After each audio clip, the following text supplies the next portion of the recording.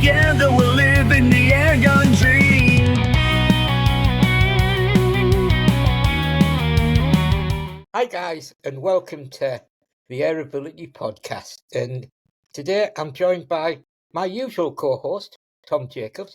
Hi Tom, how are you doing? Hello. All right. Yeah. And Busy week. so what you been doing then, Tom? Well, the last few days I've been up to Scotland and back in the middle of the storm on work. But this morning I was down in Crackshot. If you see on their media channels, I'll let you have a look on that, find out why I was down there. I've already seen your ugly mug.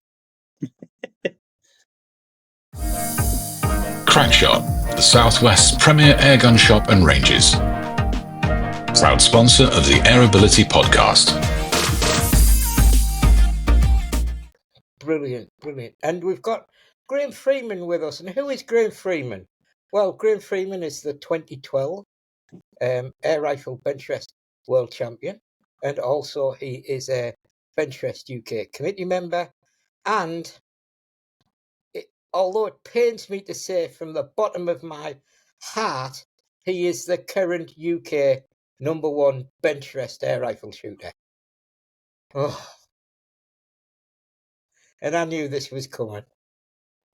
All I'll say is he is since official rankings began, he's only the third person to reach the pinnacle. And we all know what happened to the other person. I retired them and they took up a different discipline. And now they're #1 at Unlimited.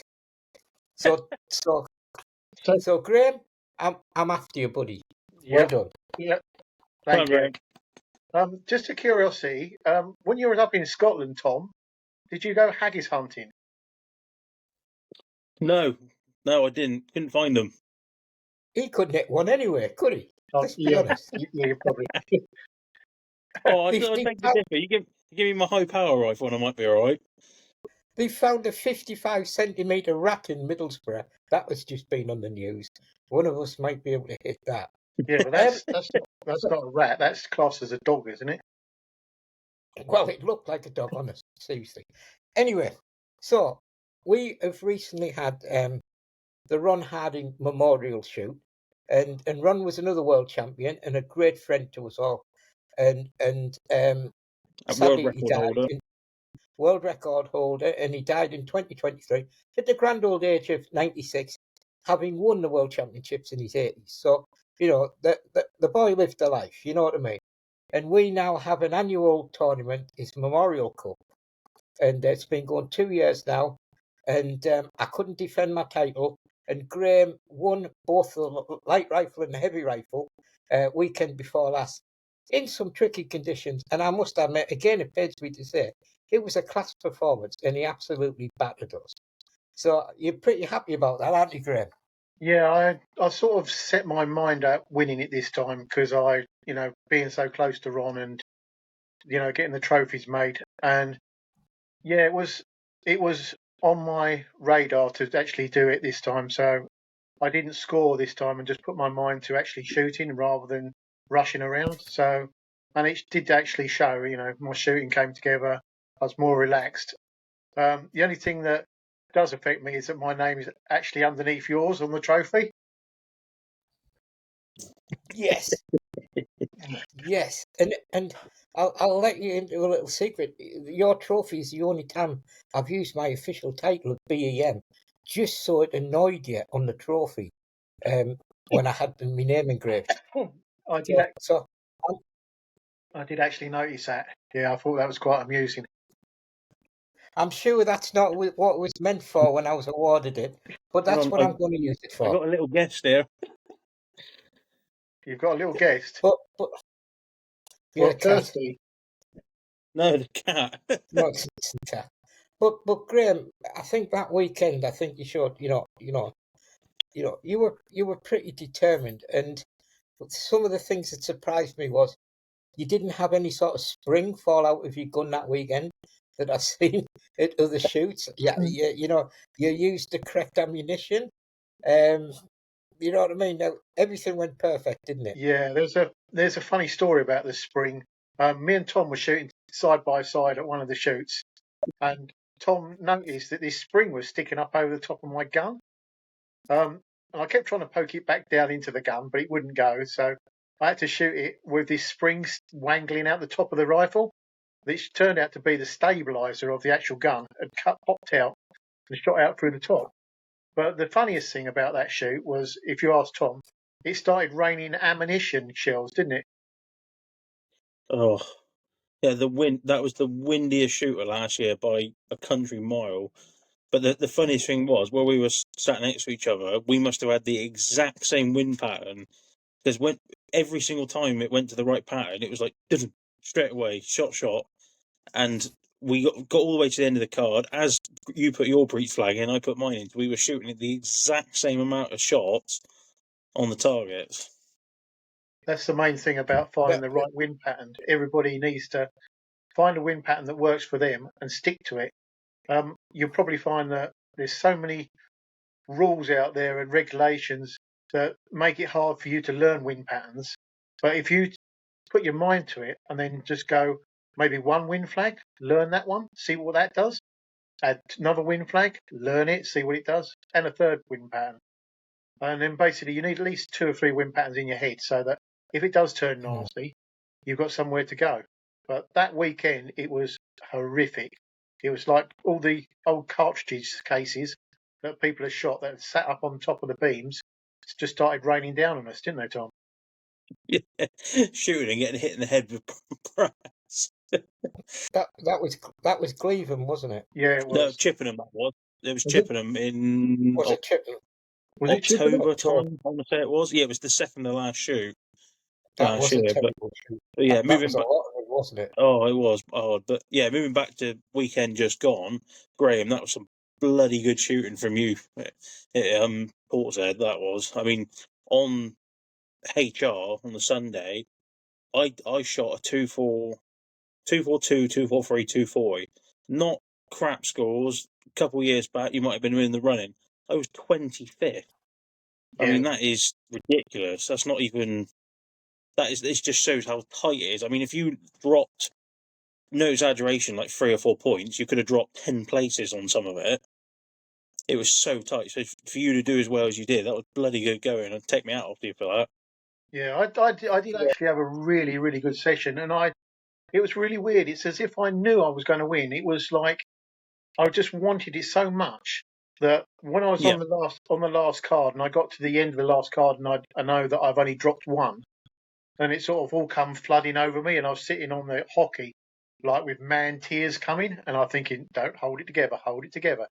But yeah, it meant a real lot to me winning it. It really. Yeah.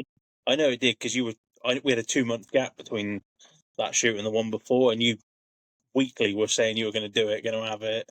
I could tell you were pumped for it. Yeah, I usually find that a disadvantage for me. If I set my sight on winning a particular tournament, I find that doesn't help with the way I shoot. I focus on just doing the best I can, and if it happens, it happens. And it's been like that in life. If I focus on a particular job or something like that, but if I just keep pushing, things tend to work out. So it's amazing how we all approach it differently. I'm not saying I don't want to win particular tournaments, but I kind of just push in a general way and hope it works out.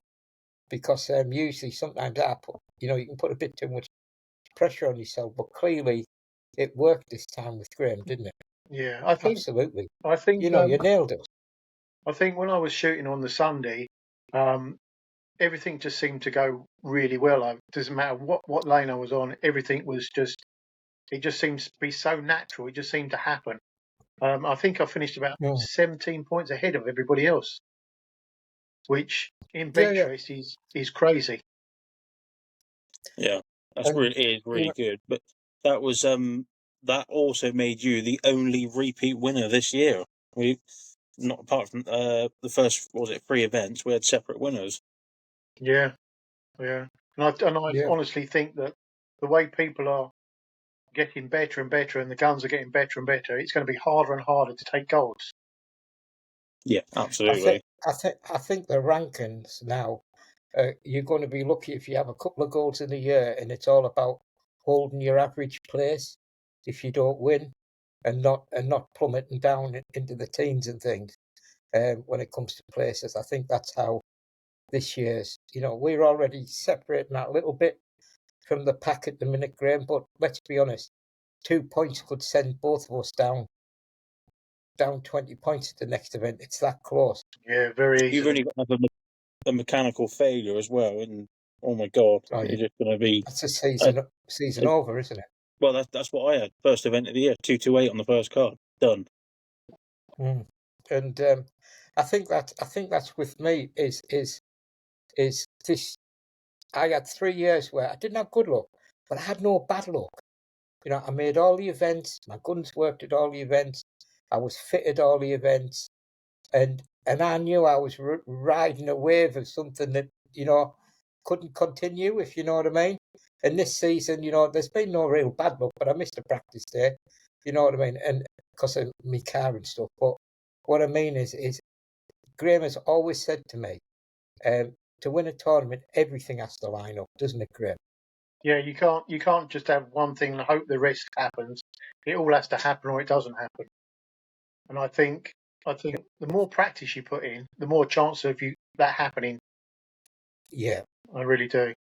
I feel like this is what benefited me. I had a good season last year, but I would say, apart from one shoot, all the shoots were extremely windy that year. And training most of the time at Gleven before that, it really, really helped. Yeah, on light wind days, I think the points.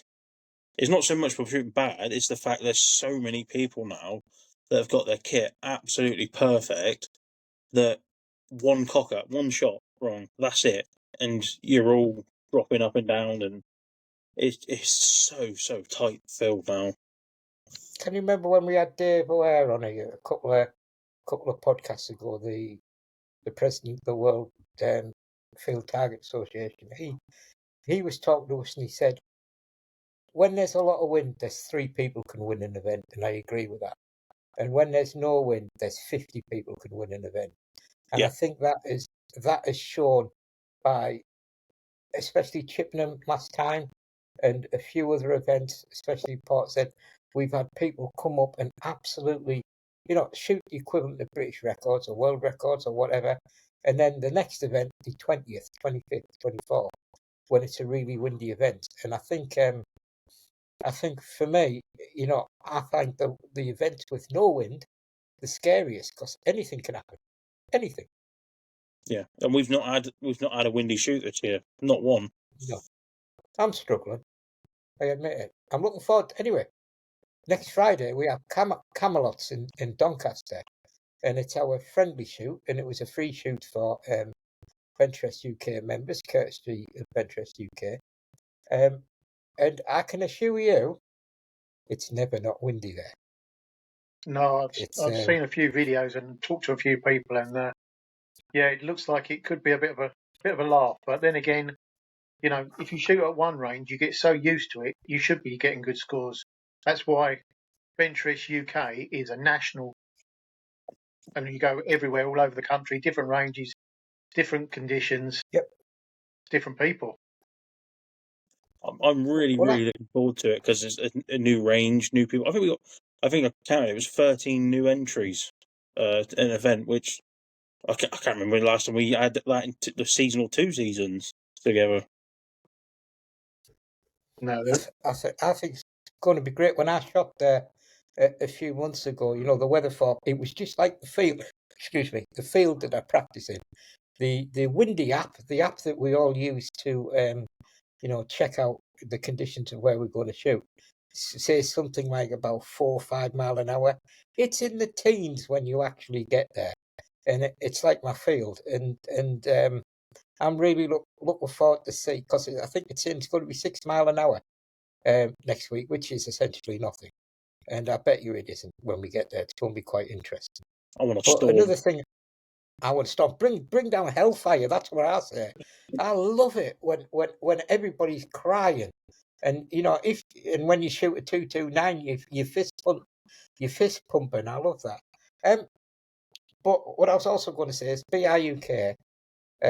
We're actually going to do some podcasts with BRUK in the near future and talk about their initiatives, the work they do, and things like that. But I did want to mention that they've given a little chunk of money to Doncaster to make the ranges more accessible for disabled shooters, which I think is very commendable. So I did a visit a couple of months ago, and I gave my uneducated opinion on what needed to be done. And I'm just pleased to say that, Graeme, tell us about it. What you've been doing. Well, like you said, Matt, we gave them a lump of money basically to make it more accessible for wheelchair access and also to make it safer, really. Because down in Camelots, they've got a few people that have had strokes and heart problems, and they're not too steady on their feet, I'm afraid. And where they actually were shooting at the Benchrest side of things, there was a really sort of nasty drop at the back of the paving slabs. So I nearly went down it. Yeah. yeah, it was a bit of a drop. I think it was about 4 or 5 inches, wasn't it, Matt? A bit more, actually. It was about, about a foot. So we gave Danny some money and said, "Can you widen the doors?" Which he did. And can we get the back of the Benchrest area sorted out? Which he laid brand new slabs down so that it was safe all the way across. And I got a lovely letter from a guy that had a stroke and who was very unstable on his feet. Said that he can now go down there and feel safe to shoot without having to worry about falling off the edge of this slab and ending up face down in the dirt.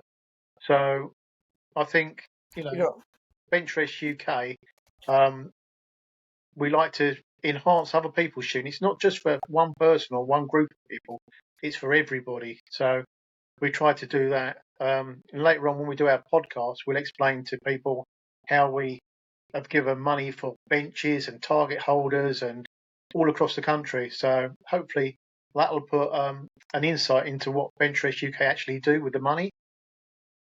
Your profits just go back into the sport, don't they? Yeah, I think. that's correct. Basically, even the committee pay for all their own entrances. We have to pay our own memberships. We don't take any money out of the actual club at all. Everything goes back into Benchrest shooting or helping clubs that are, I wouldn't say underprivileged, but haven't got the equipment to be able to hold Benchrest competitions or even to get Benchrest started in their clubs. So by giving them money and equipment, we basically enhance the Benchrest. I think that's really commendable. And so, a couple of things. I think you all know that I've organised another AirAbility event for 4th and 5th of October. It took about 25 minutes for it to fill this year. So if anybody's watching this and they want a place and come and train with us, sorry, you'll have to wait till next year. There is a waiting list, and we're having that in Portishead Shooting Club on the 4th and 5th of October. And really what we do is we have a day of learning and shooting where because I've got the biggest mouth, I do some kind of like lectures on things like how to shoot in the wind, how to set your equipment up, various other things, about 5 different lectures. And then I do it to half the group at a time and the other half shoots. And this year it had a bit of a competition element to it, as well as who is the best shooter over the weekend.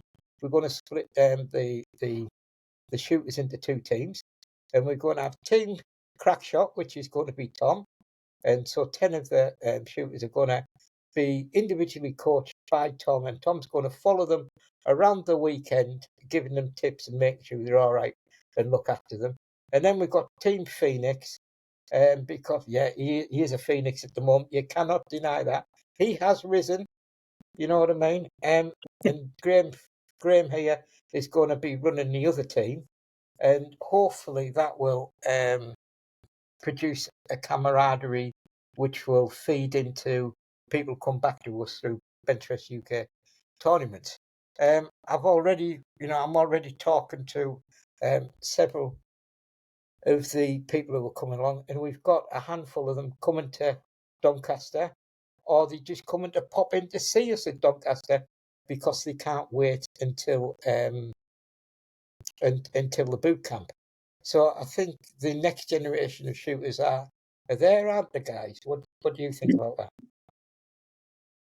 Yeah, absolutely. I mean, to have the boot camp, it was the first boot camp last year, and it was very well attended. But to do it this year and obviously sell out so quick, there's obviously a need that people want to come to these to try and learn. I mean, we don't pretend we know everything, but we know a hell of a lot about this, and we'll try and teach what all the tips and tricks. Like even like there's things event prep that we don't tell everybody, but we'll give tips and tricks to the ones that are there to help them out. Yeah, I mean it's well worth coming to. Well worth coming to. I'm sorry. I'm going to take exception at that comment about we don't know everything. Maybe not, but we do need to, not be too modest. We've got the only three people who've been number one in the Benchrest UK rankings here. We In have the a last world 5 champion. years, Yeah, we have a world champion here. We have two national champions here. You know what I mean? And between the three of us, multiple national event winners. So, I think if there's a handful of people in the country who I'd like to be taught by, it would be us. And I don't want to sound cocky about that, but it's just about the data. We have won most of the stuff over the last 5 years, but I do agree. What these weekends are about is about taking away from it what works for you. You know what I mean? And we have three different approaches, slightly. And that's what I like. They're going to hear me chatting. They're going to be with Tom on the range. They're going to be with Graeme on the range. And with a bit of luck, they might find stuff that fits for them. You know what I mean? Yeah, I think A world champion, eh?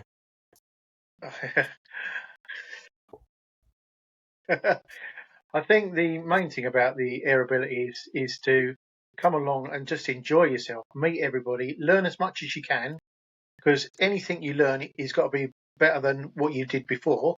So it'll give you an insight on what to look for. and take notes. Please write down notes while we're doing this, Well, it's because in the it's pack. hard for us to go back over stuff when we're trying to cram it all in the time for people. So everybody gets a notebook. Everybody gets a pen, like the other years. They're also getting a printout of the slides. I'll send everybody an electronic copy of the slides. And all the slides link to my educational videos that I do about how to do this, how to do that. So each subject has what videos you should go and watch after the AirAbility weekend. So hopefully there's like something there that people can take home and dip back into regularly. And regarding kit as well, like bring what you've got. You might not have all the Yes. full kit.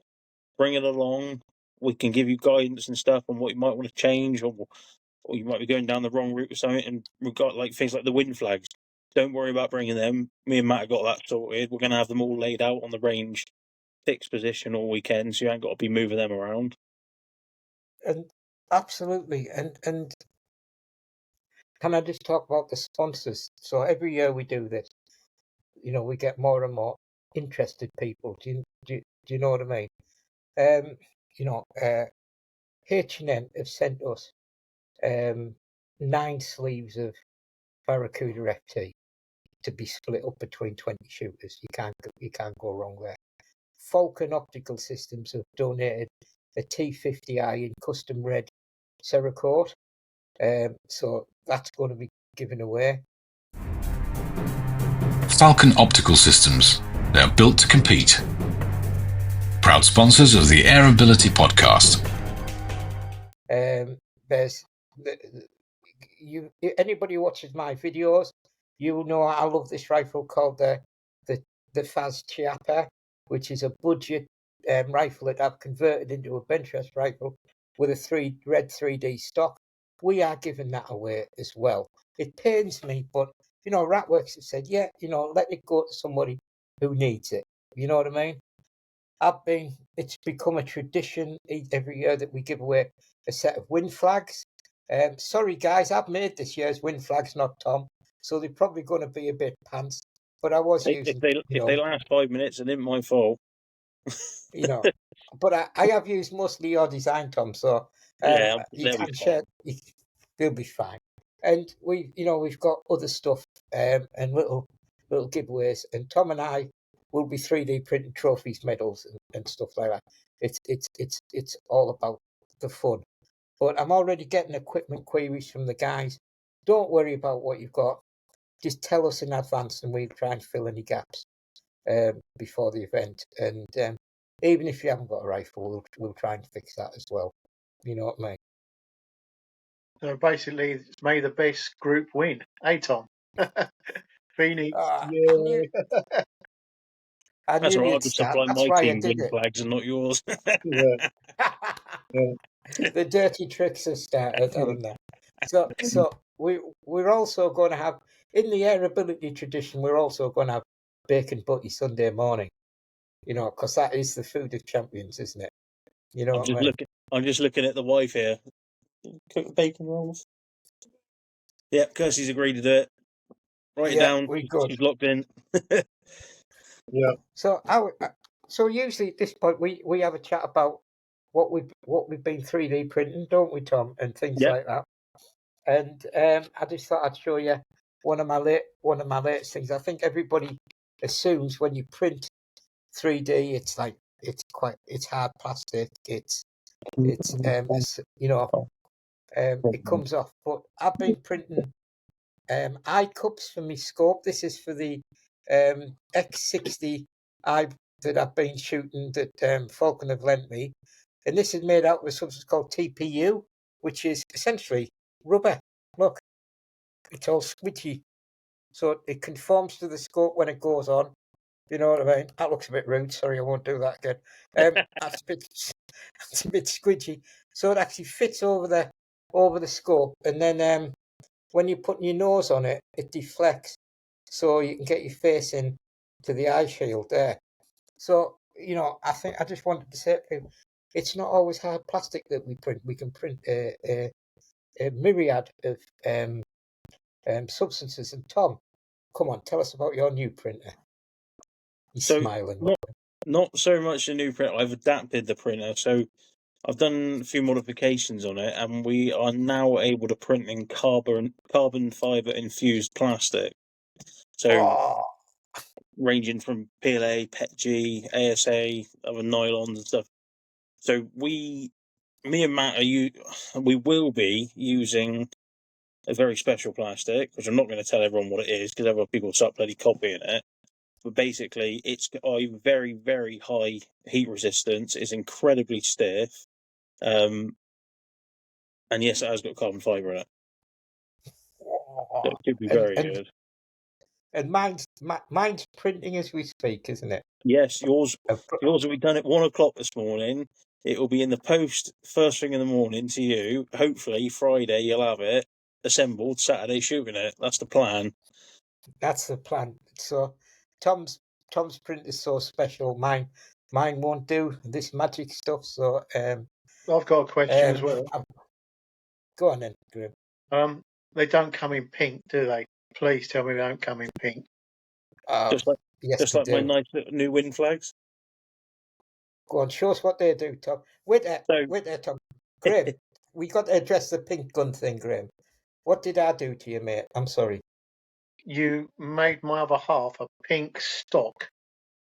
Then I had to go to the gun range and sight it in, where I got offered 3 dates and a night out. So Matt, you'll have to put in the picture of him testing the pink rifle at Port's Head. oh no.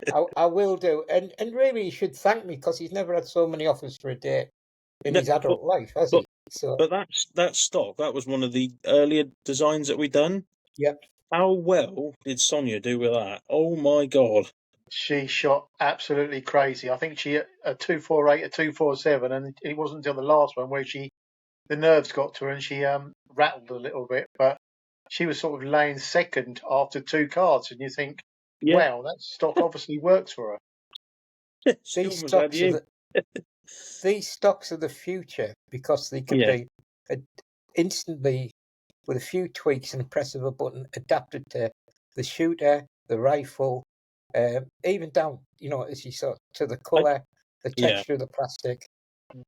So I just don't out want people to think we're pushing them so much because it's just what we've made, but genuinely, it's going to be the way going forward. I think most people should go. I mean, we can add on silly size scopes onto our rifles now, with no problem whatsoever, and still room to add on weight in places if we want it. Like, I can put a washing machine on the top of mine. I yeah. can literally I've been told it's not going to be very good if I do, but I can put a washing machine on top of mine now. Well, And this is why we're making them all so light and everything, so as stiff as we can.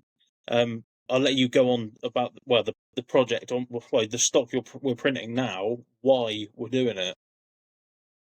well, yeah. So the thing is, it's been what, maybe a year in the making, hasn't it, from the talking to the doing stage, and so Tom and I, we do a lot of stuff for Falcon Optical Systems now at the moment. We both shoot with their scopes. And one of the things is they aren't as light as traditional Benchrest scopes. Flat out, that is probably the only hurdle. But you offer tremendous value for money, tremendous optical quality, especially the new X60i that's coming, the new T50i Plus that's come out the other week. It's bob on, but they're a tad heavy. So what we've done is because of the benefits of the scopes like this, the bigger glass in general in the industry, we want to incorporate them on the Benchrest rifles. So the only place we can save weight is the stocks, and that was the driving force behind reducing the weight of these stocks so we can get big glass on. And I can tell you, I was shooting big glass last weekend. I was shooting 60 mag on a 25-meter Benchrest scope. The end of my nose was sore because it felt like the target was rubbing on the nose when I was looking at 60 mag. But it's truly amazing. And also what we didn't touch on, one of the things we did, Tom, when we printing this stock off, I weighed the actual mechanics of the gun, the barrel, the silencer, the scope, everything together, everything other than the wood I weighed, didn't I? Yep. And we can influence the weight of the print by its density to make sure that when you put the stock on the gun, it's gonna make weight. Can't we? So everything can be tailored. Like I think we're trying to go for like 150 gram safety margin, so you can put in a little bit of weight here and there if you want to. I mean, 150 grams is not going to make any difference on the accuracy of a rifle, not really. Especially not. And what I find is, most of my 8-month journey with the design has been around the ergonomics. I'm 4 foot. I'm a funnier shape than even Graeme Freeman. You know what I mean? And I've tried to. He's not laughing. He's been insulted by that one. But I've been getting the ergonomics right. The length of reach, pull, height, and things. And at the moment, we've been. How many stocks have we printed off? We must be on the fifth or sixth for me alone. A dozen or so. But yeah, so I think over the coming years, whether we're doing them or not, we're going to see more of this in the sport. And the plastics that we're using now, they could take rimfire easily, couldn't they, Tom? Yeah, absolutely. I mean, I printed a prototype one the other day. Okay, I didn't do the settings right, so it is nowhere near stiff enough. But I tried as hard as I could to break the damn thing, and I mean as hard as I could to snap it in half, twist it, everything. I can't get it to break. They're going to last. I mean, as well the cost difference, like custom stock. A custom stock is a custom stock. It doesn't matter if it's a Benchrest stock, an FT stock, HFT stock. They're all a custom stock. It's all the 550, 600, 650 pound range for a stock, for something that we can do for a significant amount cheaper for people coming into the sport, but also going back to the point, those who want to upgrade scopes but can't because of weight, they now can. I think, and also barrel tuners. I avoid barrel tuners as well because of the weight of them. It opens up the doors for a lot of stuff. Yeah. But Graeme isn't short of an invention or two, is he? No, I think. Go on. Graeme's done all sorts, like, what was it, pinch posts and airstrippers. He's been at this for 50 years, haven't you? Yeah, I sort of. It was a funny story about the airstrippers. About 35 years ago, or probably a bit more than that, I come up with this idea of an airstripper, and I designed one and had it made. And I was talking to a friend of mine called Gary Morrison, and we decided that I wasn't going to patent it because it was never going to take off. And then before I know what's happened, every gun in the world uses them now. Also, so that was one mistake. And then there was the pinch posts. That seems to be taking off a lot better now because a lot more people are using pinch posts because they realise that you can't pull a gun off if you use a pinch technique to actually pull the trigger. And the amount of questions I've had about my harmonic damper that sits on the front of my steyr, everybody seems to, at the moment, are looking for steyrs and to do the same thing. I think half of the team out in Portugal or some of the countries out there have now got guns that are nearly identical to mine. But it's not all about the gun, it's what you do to the gun. You can spend your whole life looking for that perfect gun and you may never find it. If you don't put the time in and work on one gun to get it right and use that as your main competition gun, like Matt's got 2 or 3 guns, I think. 2 of them are the same, but one is slightly better than the other. But that's only because of the time he's put in to make that gun shoot for how he likes it to shoot. And I think, And it's the same gun I've shot that gun for 4 years now. That's me main gun. I think the biggest problem is it's very easy to get drawn into follow the leader scenario, where somebody wins with a gun and then everybody goes out and buys that gun, and then they realise that's not the gun for them. So the best way to do it is to go to your local club, use somebody else's gun, try guns. Don't just commit to one gun because somebody in your club can shoot it and it's perfect. Each gun can be different. You can get one that comes off the production line, number 1, and number 2 is brilliant. Number 1 is useless. And I think it's a matter of just spending the time.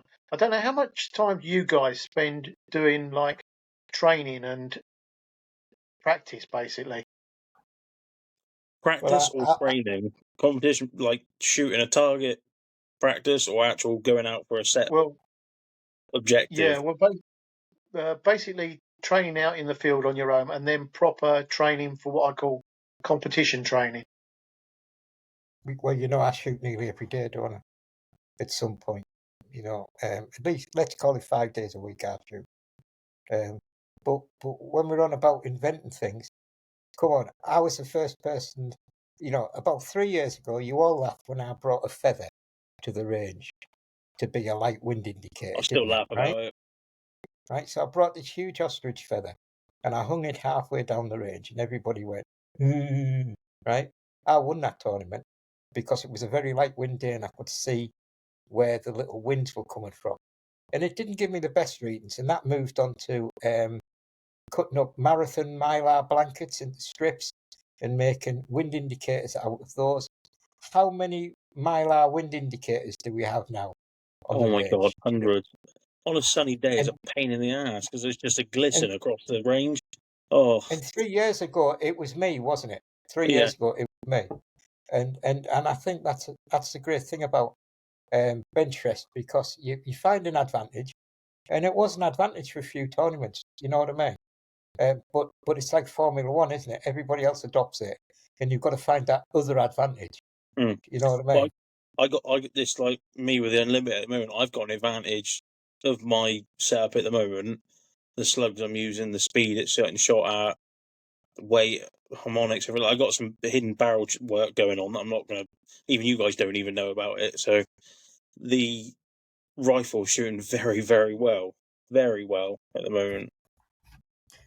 Sorry guys, I've got to tell you a little story. So a couple of weeks ago, I was sat in my dining room, right, and something strange was happening. The wife was actually being quite nice to me, and I couldn't figure out what it was. Tom was 300 miles away from home, and he'd secretly planned to pop into my house and told my wife. He was working in the northeast, so this knock happened at the door, and we argued who was going to answer the door to the Amazon man. But there was no argument. Sharon went and answered the door, and she never does. She only goes and answers the door after she's hurled a load of abuse at me. And anyway, it was Tom, and it was a lovely surprise, and Tom spent the evening with us. But the funny bit was Tom ended up in the shed, which looked really strange. He shouldn't have been there. You know, it's my shed. You know what I mean? He shouldn't have been there. But what was funny was I had to run up before him up the ramp and wipe something off the whiteboard. And he's like, I thought I knew everything. No, you don't know everything. You know what I mean? Because I've got a whiteboard in the shed that I write all my little I'm not. secret stuff on. I'll tell you afterwards, but I know what was on the board. Yeah. You went. It was a squiggle. But anyway, so but what was really funny was so he invaded my shed, the sacred shed, right? And then he was stopping 150 meters from the field that I shoot in as well. So he even stalked me to the field that I shoot in. So he was in a country pub. So you know, he basically, if you talk about having a stalker, I think I can officially say I've got one. Well, the funniest thing was when Sharon said, "What have you been ordering now?" And the face of panic to then surprise was brilliant. Yeah. Did I tell you I sent him a text message a bit just after I knew you turned up to say, "Hey Matt, look out the door. I'm sitting in the car." That would have sent me over the edge. That really would have. Yeah. He'd been ringing the police. But he's only like the third person to go in the shed. I've got a mate called Paul, and he's a unit. He's a tall, big fella, and he comes in the shed and he touches both sides and the ceiling coming down. He looks ridiculous, but yeah, it was a strange old thing having Tom sat in my shed with my dog. You know what I mean? And it was very nice. But yeah, I did laugh when Petal ran into me. she's a dozy She dog. thought you were edible. No. But Coffee though. She likes the coffee. Jesus. oh, you can't put a cup of coffee down now, else because the dog drinks it. She's an absolute coffee addict, and she just stalks the house looking for empty cups of coffee. You know what I mean? So yeah, sorry. I was gonna say, should we actually go back to the last event? Yes. So yeah, going back, like we've got this year. I say we've got some young new people that have joined the tour. Josh, if you look in the rankings, Josh Fowler. I don't know how Josh is. Must be 19, 20, something like that. He's younger than that, I think. Yeah, he's younger than that. Okay, so it's his first year on the tour this year, and he is shooting damn well, very, very well. He's fourth, isn't he? I'm not sure. I haven't looked at him because I'm so far down. I think Josh is fourth. Yeah, there you go. So Josh's first year on the tour. He's definitely going on his way to Rookie of the Year this year. Absolutely. I mean, he's putting in good performances, very good performances. I'm pretty sure he's just bought a Steyr as well, isn't he? No, you're wrong. You saw yesterday. That's gone. He's bought an Anschutz 9015. The rifle of champions. That's all I can say. So we all need to watch out now. Graeme doesn't shoot a 9015. Oh, jeez. No. I shoot an extended Steyr. Like I say, I see Graeme as number one, as more of a mathematical anomaly. That's how I see it. It'll all come out in the wash. What if he just steps more and more away from you, more and more gap? Can I just say, I'll be honest with you, right? I was finding it hard to find that burn this season. I have found it. Because once I see that smile that's coming over here now, right, that will light anybody's fire, won't it? You know what I mean? Ah, here we go. Right. Well, anyway, back event as well. So I'll bring it up. Unlimited Air. Here we go. I was waiting for this. I've been having a bloody horrendous season with sub 12 this year, but Unlimited, I've got it pretty damn good this year. But I think that's because luckily with my in-laws farm, I can practice as and when I please there, which I know a lot of people can't seem to do. Yeah, and I think that I've got the rifle right, and I seem to have pretty much got the wind patterns for 50 now, and I broke the British record for the third time at Port's Head. Who used to have the British record? Hang on a minute. Who did you beat? Take the British record off, Tom? Last event, I took it off of Graeme. That's it. And That's then- it. That's it. And then I've raised it again since then. So I'm writing my article for Airgun World at the moment, and I've mentioned you, Tom. Don't worry. Oh, thank you. You know what I mean? You know. But It's yeah, all right. the unlimited's difficult. I mean, as you guys know, it's hard to get it right. It is very hard to get it right. I seem to be the slugs and the speed I've got them at the moment. Seem pretty happy. And yes, they are H&N slugs. Absolutely out and out H&N slugs. Yeah, I must admit. Team Barracuda. Remember the hashtag, guys. Remember the hashtag. Team Barracuda. Yeah, You know what I mean? We're all here. Yeah. Sorry, Graeme. What were you saying? Yeah, I've actually just had a delivery of H&N slug, so I'm after you, Tom. Next time. Bring it on. Hopefully, you'll be within 40 points this time. Yeah, probably. Oh. Graeme. What you need to say is, at least sub 12 isn't the demonstration event this year. Do you know what I mean? That's what you need to say. I'd like to think of sub 12 this year as an experimental season. Experimental. Yeah. Right, Tom. That's what. But right. I saw one of Tom's targets a couple of months ago, and I went, he's walked away with this, because I don't think people need to understand. The unlimited is a whole new world here. It's not like sub 12. It's a totally different set of rules, skills to set up your gun. And we are learning, and these guys are learning, and they're learning quickly.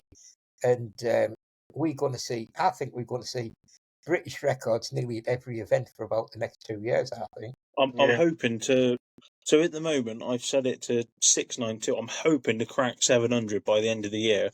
All we need is, I'm going to say, a lighter wind day than what we've had, without so much twitchiness, and I think I got it.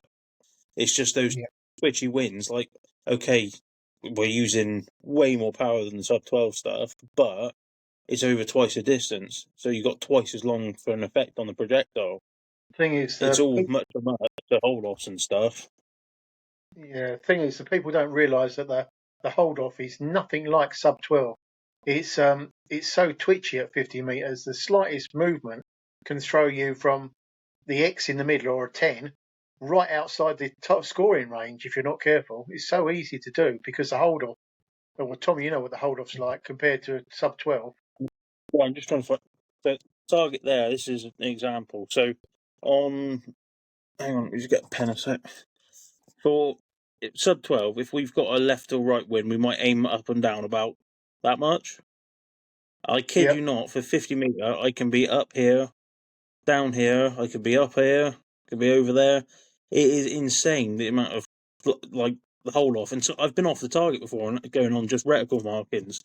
It's surprising how much you've got to hold off, even with, I got mine just under 100 foot-pound at the moment, and it is still a lot of hold off.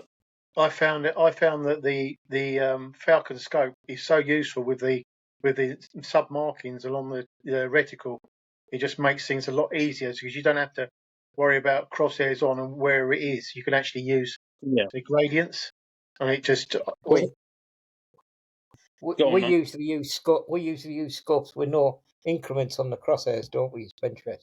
That's a more traditional style if people don't know what we're on about. Going on, sorry, Matt, just 2 seconds. Going on the Falcon T50, I was using the T50i Plus, which has only come to the market in the last month or so.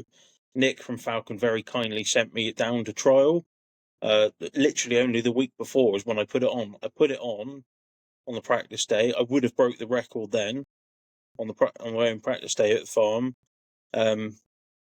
Zeroed it, done that practice day, and then competition the next weekend, and managed to do it again. I mean, the clarity on that scope for I think they 450 quid. I think I want to say is mind blowing. It's mind blowingly good. With the AirAbility 5 discount, the 425 quid, aren't they? There you go. So there you go. At Optics Warehouse. But it's amazing, and we're coming along and things. So we coming up to the hour now, and we usually do these for about 50 minutes an hour. So I think in a way of like wind things up, I'm really looking forward to Doncaster next week. It's going to be the only event I can actually travel to on the day. I've worked out if I travel 3 days to Doncaster, it's going to be less than travel once to Gloucester. So that's amazing, and I think it's great that BR UK put this free event on for the members, and then we are off to Cornwall in September, and then back to Chippenham in November for the Nationals. So we've got 2 ranking events coming up, and it's all pretty exciting. I think that Cornwall route's going to be very, very difficult. Cornwall is generally very windy, which is good. We need a windy shoot this year. I'm coming down for the best part of a week with you beforehand, aren't I, Tom? I know, so you're going to be down on early week, and then we're going to try and get a bit of shooting in the week. Brilliant. Sure, it won't be competitive. Matt, no coaching. Don't coach him because he's 12. Let him suffer. Yeah. Don't worry. I won't. You say that, but I've gone to the extreme. I might as well say it now. I've gone to the extreme of changing something today. So my Anschutz is now not with me. I have gone back to a HFT 500 of all things. So I still have my original HFT 500, which knows Purple Rain that the wife uses. Had that for 6 years now. I've never used it in an actual comp. I don't know why, because every time I shoot the damn thing in practice, it always does really well. Shoots high score. First rifle I ever got a 250 with outside. So I thought, right, let's get rid of the target stuff. Let's go to HFT 500. It's a good rifle. I know I can shoot them well. Know them inside out. So that's exactly what I've done. I've gone to HFT 500. Been down the crack shop today, tested out several of them, picked the best one, and it's a good one. It's a very good one. I think he needs a pink stock now, Matt. The problem is he makes his own, so I can't do it to him. So guys, we're gonna wrap up. Graeme, I think thank you for coming along. You've been a great sport. You're a champion. You are the UK number one. You are the UK number one. Enjoy it just enjoy it while you're there, because I'm coming for you. You're coming but, number one for Graeme. But all the best and big love for what you did at the last event. We really we really do recognise that you crucified us. And just more importantly, obviously that was a great event in memory of our old friend Ron. And yeah, I hope he enjoyed watching that from up there. I hope so too. Right, see you next time, guys, and get out there and keep living that air good and drink.